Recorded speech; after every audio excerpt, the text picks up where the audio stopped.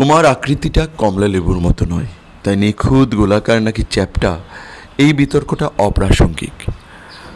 তোমার বুকে কতটি মহাদেশ আছে তুমি কোনো দিন বলনি আমার কাছে। অবশ্য আমিও জানতে চাইনি, তবে একটা মহাসাগরও নেই, এমনকি নদ নদী কিংবা হাওর বাওরও আমার চোখে পড়েনি কোনো দিন।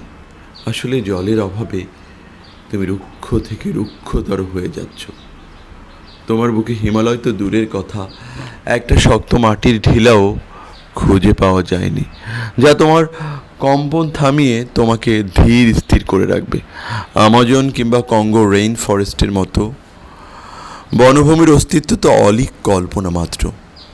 তোমার শুষ্ক বুকে কখনো উদ্ভিদের উদ্ভব হয়েছে বলেই তো মনে হয় না, কিন্তু ইতিহাস সাক্ষী, ভূগোল সব জানে।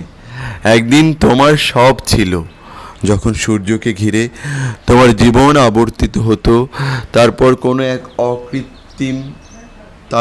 এক কৃত্রিম উপগ্রহের টানে নক্ষত্রের প্রতি মিথ্যা অভিমানে কক্ষচ্যুত হলে।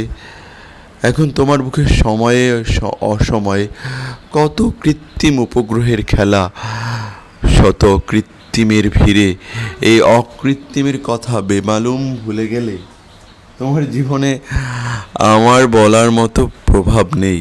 তাই বলে ভেবো না আমার জীবনেও তোমার কোনো অভাব নেই। আমি হয়তো তোমার কেউ নই, কিন্তু তুমি এখনো আমার পৃথিবী।